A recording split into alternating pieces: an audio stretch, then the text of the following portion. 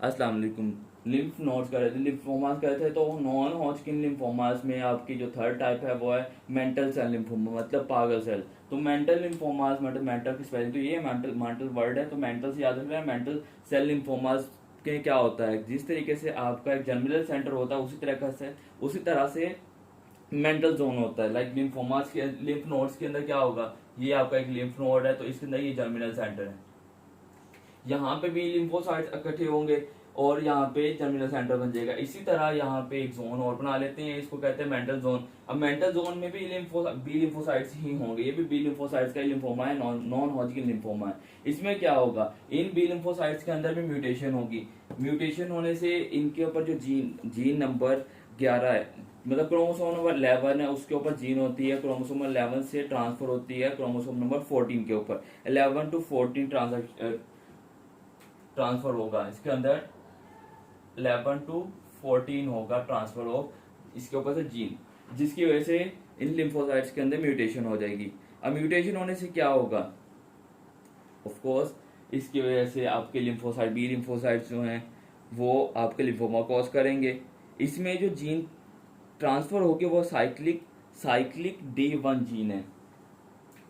याद रखने वाली जो चीज है इसमें मेनली ये याद रखना है कि एक तो ये ट्रांसफर, इसके ऊपर ट्रांसफर 11 to 14 होता है। एमसीक्यू से सिर्फ ये आता है कि 11 to 14 ट्रांसफर किसके ऊपर होगा। अब इसके अलावा एडिशनली आप ये याद रखिए कि इसके अंदर साइक्लिंग D1 जीन होती है।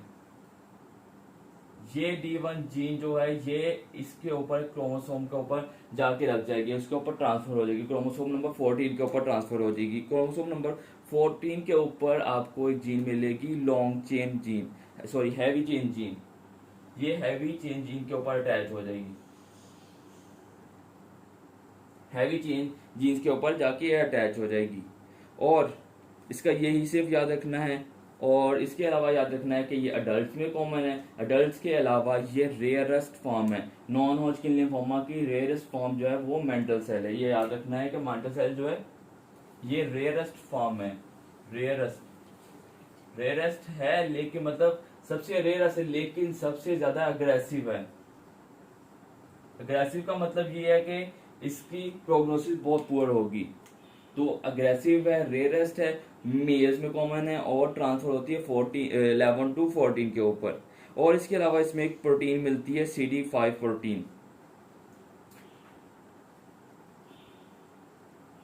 कॉमनली बस ये याद रखना है, इसके अलावा मेंटल सेल का कुछ नहीं याद रखना। बस रेयरेस्ट फॉर्म अगर पूछी जाए नॉन हॉजकिन लिम्फोमा की तो वो मेंटल सेल है, ट्रांसफर होता है 11 to 14। इसके अलावा CD5 प्रोटीन्स मिलती हैं। नेक्स्ट आपकी टाइप है diffuse type, diffuse large B cell lymphomas.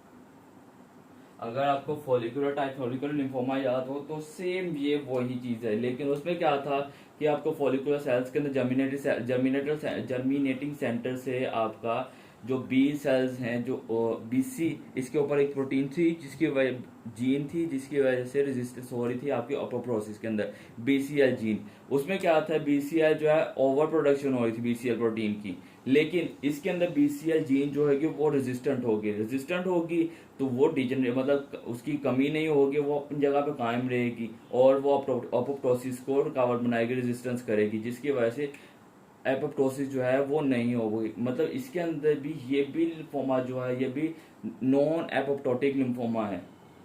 तो इसमें जो BCL जीन होगी, BCL जीन वो रेजिस्टेंट होगी। रेजिस्टेंट होने से क्या होगा, आपका एपोप्टोसिस जो है वो कम हो जाएगा। एपोप्टोसिस कम होगा, आपके कैंसर सेल्स डाई नहीं होंगे, आप पेशेंट को कैंसर हो जाएगा। अब अगर आपसे पूछा जाए तो most common non Hodgkin lymphoma कौन सा है, कौन सी टाइप है अडल्ट्स के अंदर, तो वो ये diffuse large cell. Most common non Hodgkin lymphoma in adults, rarest पूछी जाए तो मैंटल सेल है। अगर मोस्ट कॉमन एडल्ट्स के अंदर पूछी जाए नॉन हॉजकिन लिम्फोमा की टाइप तो वो डिफ्यूज लार्ज सेल है। इसमें जीन BCL2 जीन है उसकी म्यूटेशन होती है जिसकी वजह से एपोप्टोसिस होती है। और इसके अलावा जो याद रखना है कि CLL जो है वो आपके CL क्रोनिक लिम्फोसिटिक लिम्फोमा जो था मैंने आपको बताया था CLL leukaemia CLL leukaemia lymphomas में कन्वर्ट हो सकते हैं तो वो ये टाइप थी जिसके अंदर ल्यूकीमिया लिम्फोमा में कन्वर्ट होगा। CLL टाइप कन्वर्ट हो जाती है आपके डिफ्यूज टाइप के अंदर, डिफ्यूज लार्ज बी सेल्स के अंदर, diffuse large B cell lymphomas के अंदर CLL कन्वर्ट हो जाती है। तो ये याद रखना है कि कौन सा लिम्फोमा ल्यूकीमिया से अराइज होता है तो वो डिफ्यूज टाइप होगा। BCL जीन रेजिस्टेंट होती है इसके अंदर, ये इतना याद रखने की जरूरत नहीं, बस ये याद रखना है कि नॉन हॉजकिन लिम्फोमा की मोस्ट कॉमन टाइप है एडल्ट्स के अंदर।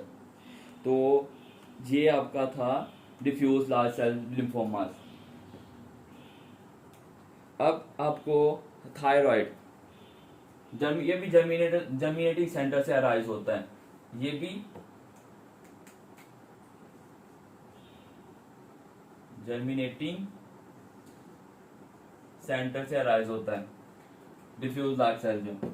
अब इसी तरह का जर्मिनेटिंग एक फॉलिकुलर से हो गया, एक आपका डिफ्यूज लार्ज सेल हो गया। लेकिन थायराइड, अब जर्मिनेटिंग सेंटर है क्या था, जर्मिनेटिंग सेल जहां पे बी लिम्फोसाइट इकट्ठी हो जाएंगे, क्यूमुलेट हो जाएंगे, वहां पे एक मास बना लेंगे जिसको जर्मिनेटिंग सेंटर कह दिया। अगर यही जर्मिनेटिंग सेंटर कहीं और मत बन जाए, लिम्फोसाइट कहीं और पे इकट्ठे हो जाए, लाइक जिस तरह थायराइड के अंदर एक डिजीज है आपकी हाशिमोटो थायराइडाइटिस, 1 2 3 4 5 हाशिमोटो थायराइडाइटिस। इस डिजीज में क्या होगा, आपके थायराइड ग्लैंड के अंदर लिम्फोसाइट्स इकट्ठे होंगे, वहां पे भी जर्मिनेटिंग सेंटर्स बना देंगे।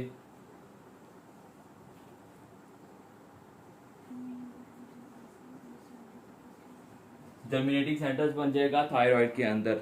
सिर्फ ये याद रखना है। सेकेंडली क्या होगा, इसकी वजह से आपका अब जर्मिनेटिंग सेंटर बन गया है तो जर्मिनेटिंग सेंटर से फॉलिकुलर टाइप लिम्फोमा राइज हुआ था, वो नॉन हॉजकिन लिम्फोमा था, तो यहां से भी आपका नॉन हॉजकिन लिम्फोमा राइज हो सकता है, नॉन हॉजकिन लिम्फोमा राइज होने के चांसेस हैं। तो हाशिमोटो थायराइडाइटिस वाले पेशेंट को भी नॉन हॉजकिन लिम्फोमा होने के चांसेस है, CLL वाले पेशेंट को भी चांसेस हैं। जस्ट यही याद रखना है, हाशिमोटो थायराइडाइटिस वाले पेशेंट को भी जर्मिनेटिंग सेंटर बन सकता है, नॉन हॉजकिन लिम्फोमा वहां से भी अराइज हो सकता है। नेक्स्ट आपकी टाइप है माल्टोमा। माल्टोमा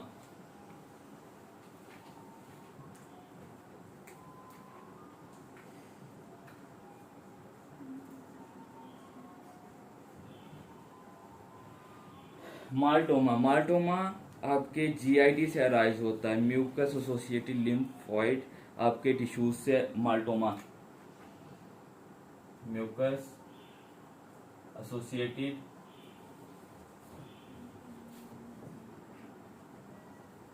लिम्फोइड टिश्यूज।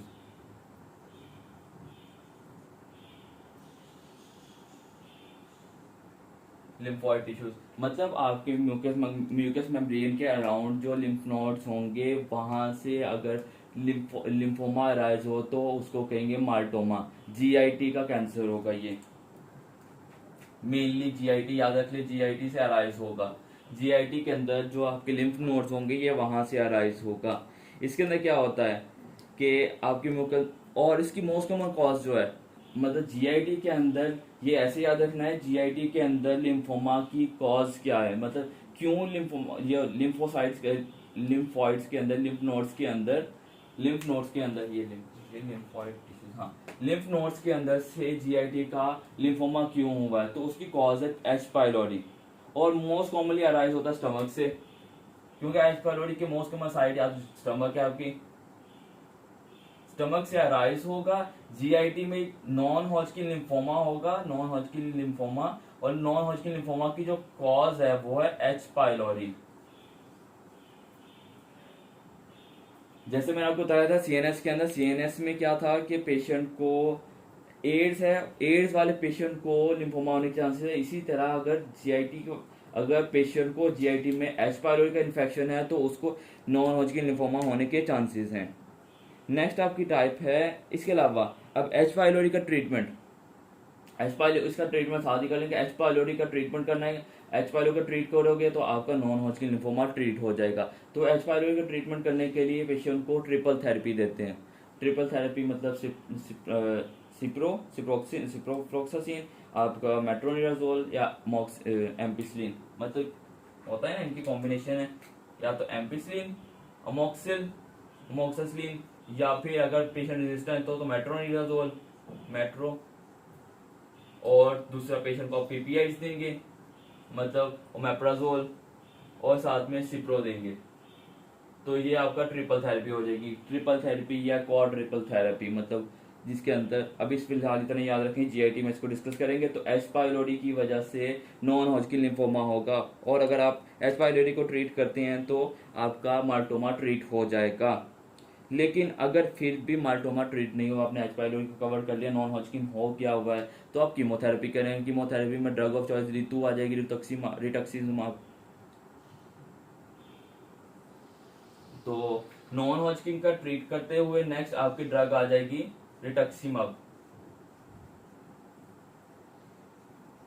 अगर माल्टोमा जो है ट्रिपल थेरेपी से कवर नहीं हो रहा और माल्टोमा की कॉज माल्टोमा होगा एच पाइलोरी की वजह से,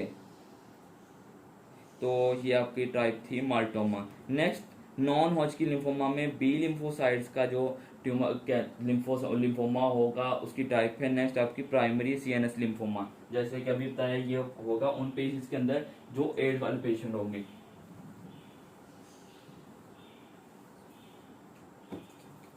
प्राइमरी सीएनएस लिम्फोमा,